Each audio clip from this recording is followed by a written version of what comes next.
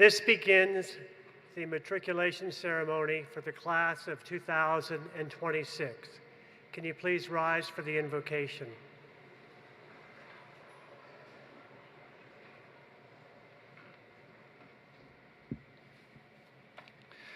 Good afternoon. The term invocation is defined as the act of calling upon someone or something for assistance. Today, we summon help and hope for us all. Please join me for a moment of reflection and prayer in whatever way that best fits for you. Feel free to bow your head or not. As we gather from many directions, bringing with us diverse backgrounds, customs, and faith traditions, we ask for resources, both measurable and immeasurable, to assist us along the way. In this season of new beginnings, we ask for guidance, counsel, comfort, wisdom, confidence, and courage for the days, weeks, and months that lie ahead.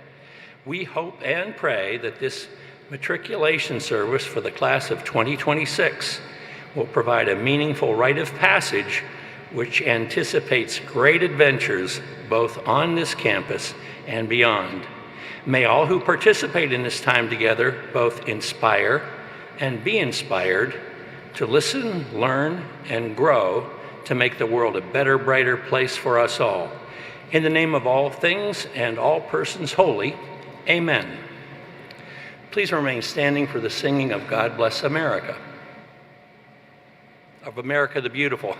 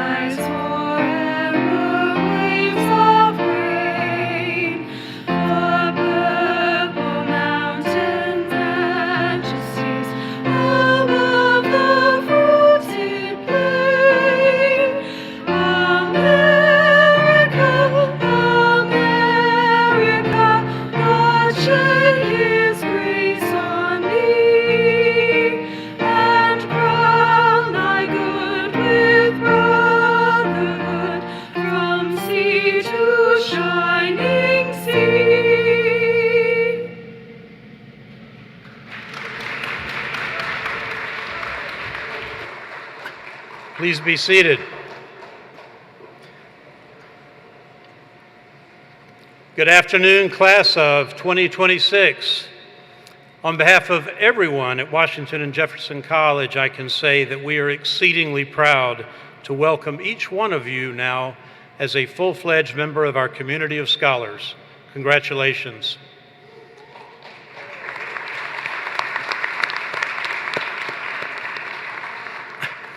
Let me also welcome the parents and families of those who are joining us virtually for this annual rite of passage for new students. My wife, Kelly, and I are parents of 5 children who have successfully made it through college, and we fully understand the mix of emotions that many of you have felt over these last few weeks. You may rest assured that the faculty and staff of this community are well prepared to provide all that your student needs for a successful 4-year journey. On a more personal note, Kelly and I want each of you students to know that you are welcome at our home and that we look forward to many opportunities to spend time together. You should know that this is one of the 2 most significant events on our college calendar. The other is commencement. Both are about new beginnings and limitless possibilities. We all look forward to May 2026, when your class will again gather with our faculty and staff, and also with your families, to celebrate your graduation. Let me take a moment now to recognize a few important people on the platform, in addition to 2 speakers who will be introduced in just a few minutes. Dr. Jeffrey Frick is our Vice President for Academic Affairs and Dean of the College. He leads our academic program. Dean Eva Chatterjee Sutton is our Dean of Students and Vice President for Student Life. She oversees many important facets of your daily life on our campus. Our invocation was given by the Reverend Dr. Steve Smith of the First Presbyterian Church located next door to our admission house on East Wheeling Street. The church was founded in 1793 and held its first services in our Macmillan Hall, which was built the same year. In the early days, the president served simultaneously as pastor of the church. We don't do that anymore, thankfully, but we continue to work together in a number of important ways. I also want you to know our faculty marshal who opened today's ceremony. Dr. Michael Crabtree has been a distinguished and much-loved professor in our psychology department for 49 years. And finally, let me express my appreciation to the talented musicians who are part of our program, our bagpiper, Heather Orstein, our student vocalist, and our pianist, Dr. Susan Medley, Director of Choral Activities and Professor of Music. Now, what do we know about you, our newest students? Well, your class is nearly 400 strong, and you come to us from well over 200 secondary schools in 26 states and 10 countries. Those states and nations are represented by the flags above us. It is significant that the class of 2026 is one of the most racially and ethnically diverse to matriculate at W&J, and that 71 of you are in your family's first generation to attend college. You're a class of high achievers. 116 of you were in the National Honor Society, and 7 were ranked first in your graduating class. 116 were athletic team captains, and 23 have coached youth sports or served as athletic instructors. 35 were student government officers. 5 are Eagle Scouts. 5 lead church youth groups. Several have started volunteer organizations to help others in need. One of you is a junior council member for a local municipality. Another is an emergency medical technician, and yet another is a martial arts black belt. It'll be exciting to get to know more about all of you and for you to discover the new things about yourself and each other that you have in store. I know I speak for all of us in saying again, we are delighted to count you as W&J students. The fact that we are gathered here in formal academic regalia signifies that the college considers this an occasion of singular importance, a tradition ushering in not only a new academic year, but also a new journey for each of you. Your professors who stood beside you as you entered today will continue to stand with you, to guide you and support you, to encourage you and yes, to challenge you as you work to realize your full God-given potential and discover that you can and will exceed your own expectations of yourselves. The college's staff, some of whom have joined us here to welcome you, will support your personal growth and well-being in every way possible. I urge you to take advantage of the opportunity to establish lasting friendships with these dedicated individuals, for they are eager to be your mentors and advisors over the next 4 years and beyond. Now, it's understandable if you feel some anxiety in this time of change and challenge. It's altogether new, but I assure you that a successful and fulfilling experience is well within the reach of each and every one of you. Each of you was admitted to W&J because we recognized your extraordinary talent and ability. Take full advantage then of the academic resources and support available to you. And above all, as I said to you last week, support each other along this journey. Work diligently in the days ahead to prove to yourself how much you can accomplish in the classroom or the laboratory, on the athletic field or the stage, in student leadership or service. Be a friend to your fellow students and take responsibility for fostering a respectful, inclusive, and compassionate campus community. By valuing the many ways you differ from each other, you will be a model for a world torn apart by political and social animosities. Wordsworth said, "The world is too much with us," and it certainly can feel this way on a busy campus at times. So even as I encourage you to participate fully in the life of the college, I hope you will make it a priority to care for yourself, to nurture your own spirit, to take time out on a regular basis for personal contemplation and renewal. Students, one of the privileges of my role is that I have the opportunity to work closely with your very gifted faculty. Our speaker for the annual matriculation ceremony is the individual voted by the prior year's graduating class as their most outstanding professor.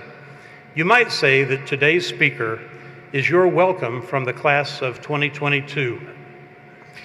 It's a personal pleasure this afternoon to introduce you to that very special W&J professor. Dr. Jason Kilgore is a biologist with wide-ranging interest in environmental and social issues. He's well known by students for taking personal time to mentor them and to provide creative and enriching learning experiences. He's taken students to Arizona in January to learn about the plight of migrants along the Sonoran border. In the summertime, he takes groups of students to the Allegheny National Forest for extended research experiences. He's the faculty mentor for our men's and women's swimming and diving teams, and the advisor for the Venturing Club, the Outdoor Club, and the Ski Club. Many people on and especially off campus know him as the curator for the Campus Arboretum, caring for our great diversity of tree species. The graduating senior who presented his award at last year's commencement said of Dr. Kilgore, "His guidance and encouragement have been invaluable to my development as a student and professional and as a human being. He is an exemplary model of the knowledge and multidisciplinary perspective that liberal arts institutions like W&J aim to distill in students." Couldn't say it better myself. You'll soon see why last year's graduates chose him to speak to you today. Students, please welcome your professor, Dr. Jason Kilgore. Thank you, Dr.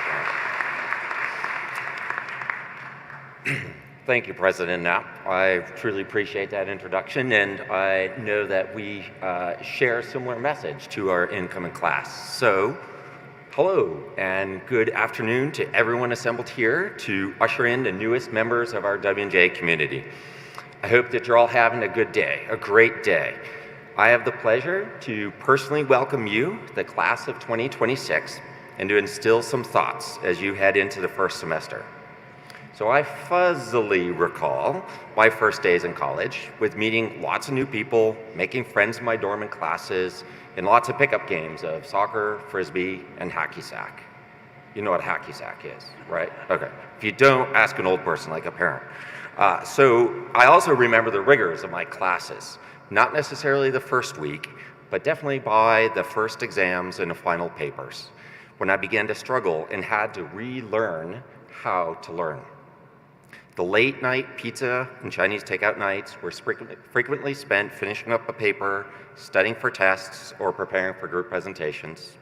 The changing of majors as I learned what I really enjoyed and where I excelled and where I didn't.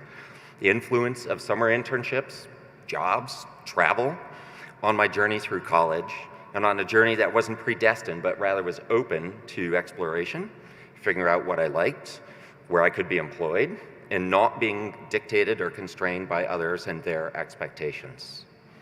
This is what college is about, and this is what liberal arts are about, at least to me. The exploration, the absorbing ideas, and experiencing as much as I could from as many different classes and outside of class experiences, pushing myself to move into zones of discomfort, words you will hear from me if you're in my classes, to allow for growth to occur. I look forward to those experiences, and I still follow those practices today, finding what I enjoy, what excites and motivates me, and driving me to the next big thing.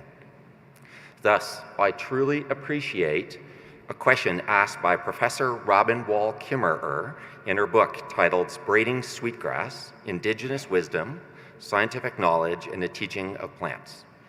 Her question reads, "Isn't the purpose of education to learn the nature of your own gifts and how to use them for good in the world?" So I'm going to come back to this again, and first we'll break this into 3 parts. First, isn't the purpose of education? Pause. What do you suppose this means?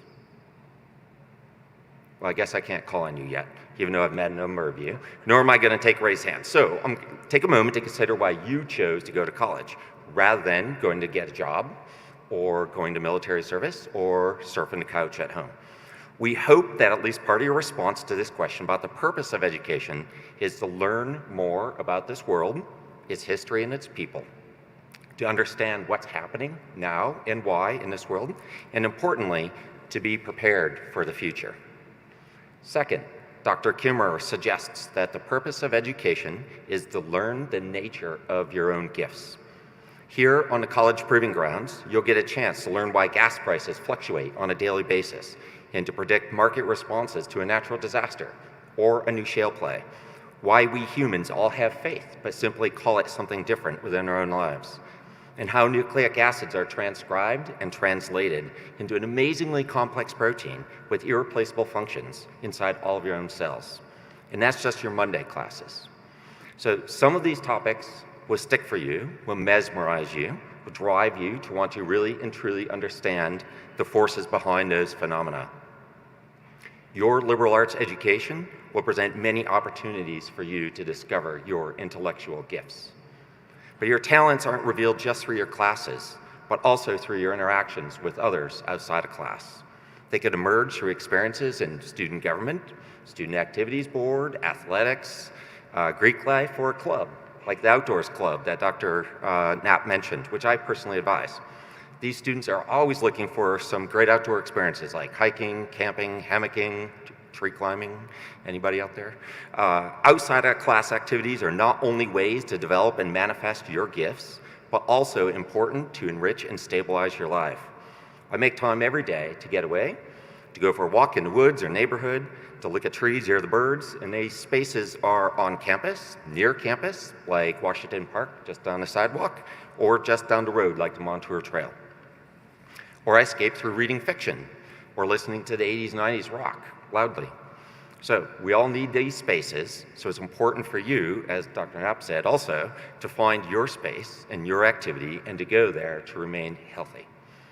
So your gifts may also emerge when you listen to a friend who needs you just to be there. Or you could be that person who needs someone yourself. So it's important for you to build your support network before you need that support. I encourage you to find that person, a friend, a coach, building custodian, or a professor who takes the time just to listen to you. We humans live in groups, sometimes in tighter quarters and comfort, so we must be open and there for each other. So these gifts are gifts of your own mind and heart that you're going to discover. You'll open, explore, and expand them by allowing yourself to follow the ebb and flow of your intellectual interests and passions. Finally, Dr. Kimmerer asks, how will you use your gifts for good in the world? What is your purpose? How will you substantially contribute to the world in which you live, as the W&J mission reads? Seek out opportunities to practice your gifts at every turn, on every day. We aspire to not only help you find and share your gifts, forever seeking understanding with an open mind, but also to be responsible citizens of this place and to use your gifts for the betterment of the world. So this sounds like a lot, and it is a lot of responsibility that we as humans bear. But we get there all together. It's one small step, one good choice at a time, through one small act of service to others, through one act of kindness, one act of stopping, listening, and thinking before responding, one act of giving and showing respect, even if you don't agree. Learning to live with each other is a gift that we all have, that we sometimes must dust off to remember that we're here together through better and worse times, through masking and distancing, through sharing meals and celebrating successful or not so successful test scores, through struggling to see those stoichiometric molecules in chem class, and through late nights and early practices. So we're all here together to build a community of humanity. So I wish to reiterate Dr. Kimmerer's question as we return to our regularly programmed schedule. Isn't the purpose of education to learn the nature of your own gifts and how to use them for good in the world? So I really look forward to meeting you, because I've met a number of you already, to witnessing your discovery of your gifts, to having those great conversations inside and outside of your classes together, and to building community within this space called Washington and Jefferson College, and to the start of your college career tomorrow. So welcome, class of 2026, to Washington and Jefferson. Thank you.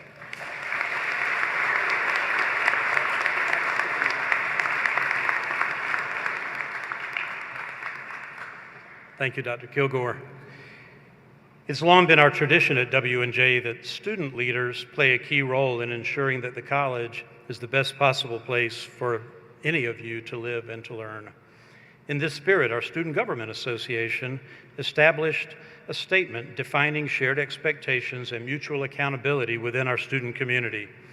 This statement is published in today's program, but you've already become familiar with it, and I've already had an opportunity to discuss it with you as well. I'm proud that this is a college where students set the standard and hold one another accountable to high standards and expectations of personal and academic integrity. It's my good fortune to work collaboratively with your student body president, Neil Pandit, a senior who leads our Student Government Association. He's a neuroscience major with a minor in conflict and resolution studies. He's been a Link mentor and a student ambassador in the Office of Admissions. I've been especially impressed by his preparation for professional success through off-campus internships. This summer with Aetna Better Health in New Jersey, and in prior years with the Office of a Boston State Representative and with the Burlington Pain Center in Massachusetts. He also has his own photography business. It's an honor to introduce you to President Pandit as he comes to the lectern to welcome you and to invite you collectively to affirm our statement of values. President Pandit.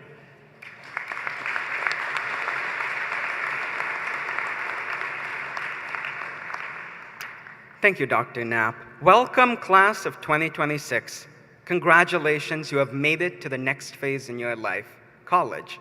Please take the time to thank loved ones and those around you who have supported you throughout this journey. You made a choice, a decision in the right direction, a decision you will not regret. You chose Washington and Jefferson College. W&J is no ordinary college.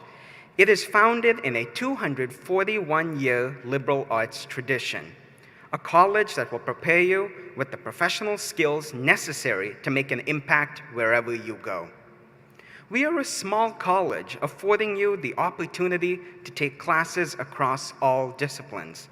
This means you can take the time to decide what you want to major in, and I urge you to do so. I took the time and realized that I want to be a neuroscience major on the pre-health track. I later added on a conflict and resolution studies minor. At no other college exists the flexibility to pursue whatever program you desire. As a neuroscience major, as Dr. Knapp was mentioning, I spent 2 summers doing rural health policy research in the Massachusetts State Legislature. I was likely the only life sciences major working for the State House those 2 summers. This is a testament to the well-rounded and translatable liberal arts education I have received and continue to receive starting tomorrow at W&J, an education that has made me an effective writer and hopefully an eloquent communicator, but we will see if that's true by the end of today. But we're a community of fewer than 1,500 students, plus a decent number of faculty and support staff here to ensure your success at W&J College. I ask that you please take advantage of your faculty. You can see them sitting around you, and they chose to attend this ceremony before classes started, don their heavy regalia, and soon after, in a few minutes, they will stand in the sun to welcome you to our college as you cross the seal.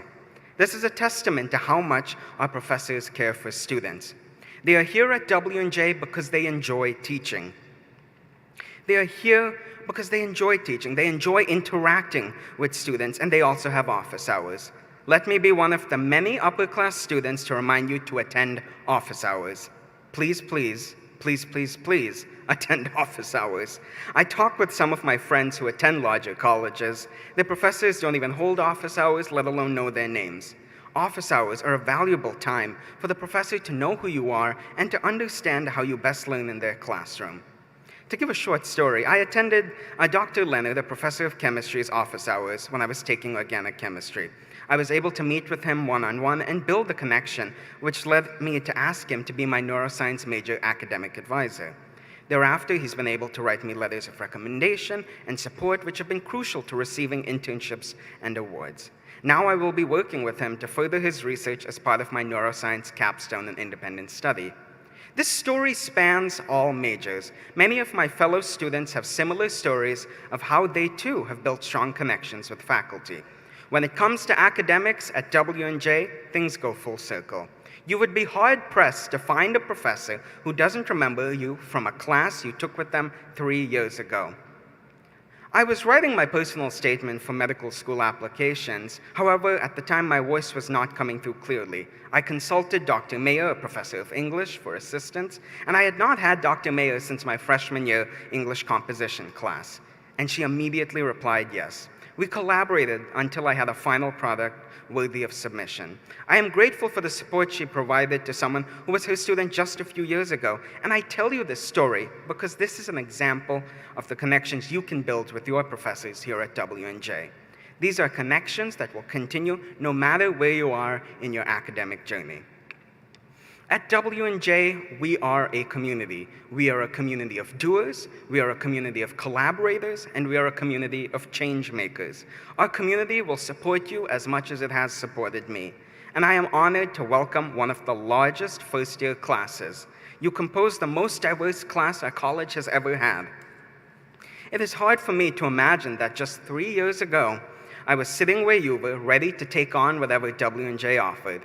I would have never imagined in my wildest dreams that I would receive the opportunity to welcome our largest class, the class of 2026. It is because of the W&J community that I am standing here speaking to you today. I have contributed lots of time and effort to W&J and our student body, and my fellow students have rewarded me by making me the first Asian American SGA president. I am humbled and honored to serve in this role, and my mission is to uplift all students and ensure we continue to remain welcoming to all.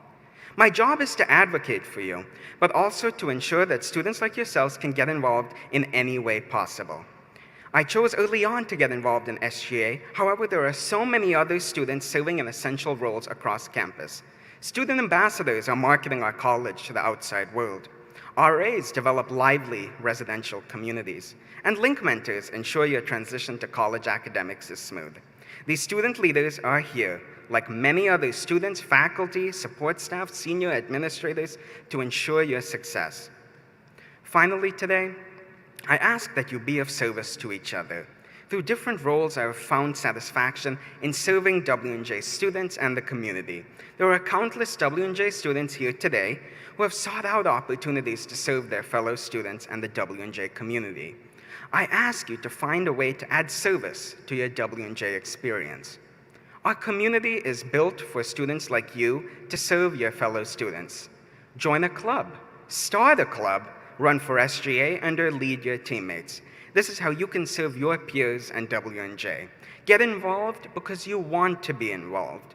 At W&J College, we pride ourselves as community members with uncommon integrity. This means doing everything with full force, gusto, and passion. This means serving our college community and knowing that everyone has the potential to be empowered and that everyone has the potential to make an impact. By serving your college, you can build a college community that is even better than when you arrived here today for your matriculation. If you get involved, if you serve your W&J community, and if you help uplift your fellow students, you can ensure that we continue to thrive together. I will now read to you our peer-to-peer affirmation of community values. These values were established by your Student Government Association on behalf of the students of Washington and Jefferson College. It's in the pamphlet. I can see everyone opening it. The mission of Washington and Jefferson College is to graduate men and women of uncommon integrity, competence, and maturity who are effective lifelong learners and responsible citizens and who are prepared to contribute sustainably to the world in which they live. To this end, the college provides the development of skills, knowledge, personal qualities, and a worldview that characterizes a well-educated person. As students at W&J, we hold each other to a standard to achieve uncommon integrity as individuals and as a community.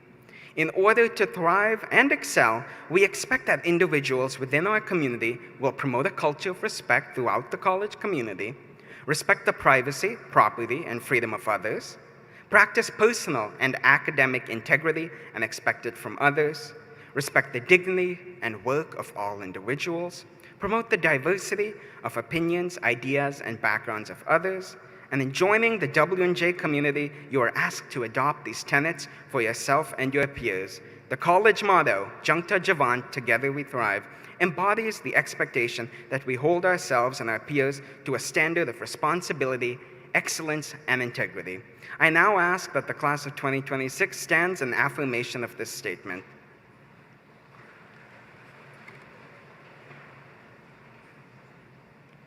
Thank you. You may be seated.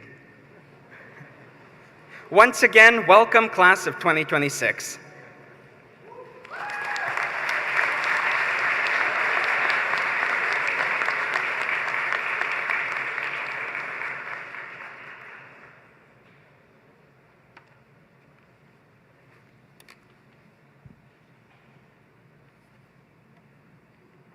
I'd like to say I'm providing you with some good food because this is a blessing, and usually after a blessing we eat, but it's just a blessing. But it's a blessing that has you in mind, so this is for you. May the class of 2026 and all of us be blessed with inquisitive minds, wide open to innovative knowledge, insights, and possibilities. May we be blessed with big questions and answers that stretch us beyond our safe, familiar, predictable boundaries. May we be blessed with open, caring hearts and open, compassionate ears. And may we be given courage to honestly risk being ourselves as we accept others for who they really are. May we be blessed with unexpected challenges and great opportunities that help us become more capable and confident than we already are. May we be blessed with resources, both seen and unseen, resources that give us exactly what we need, precisely when we need it. May we be blessed with valuable new friendships as we continue to remember the people and places that have brought us safely and successfully to this place today. May the coming year offer blessings of good work and good times as we celebrate the precious gift of life. And may you, the class of 2026, be richly blessed so that you in turn may be blessings to others as you brighten the world with who you are. In the name of all things and all persons holy, amen.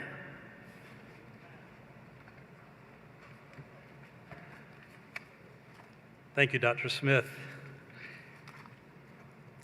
This ceremony will conclude with our traditional recessional as students and faculty proceed across the campus back to Old Main. There will be a pause when we arrive to hear the bell atop the towers toll 3 times, honoring the memory of our 3 founders, Presbyterian ministers John McMillan, Thaddeus Dodd, and Joseph Smith. Students, you will then individually enter the lobby of Old Main, where Dean Chatterjee Sutton and Dean Frick will present you with your college pin. I will greet you as you walk across the college seal. Upon crossing the seal, you will have officially entered our distinguished community of learners whose stories echo through the reaches of time to 1781. In a moment, as we adjourn this location, the faculty will exit first, followed by the class of 2026. Other guests may remain seated until the last student has exited. Now, to conclude our matriculation ceremony, our student vocalists will sing the Washington and Jefferson alma mater, first sung here in 1902. Will you please stand if you are able?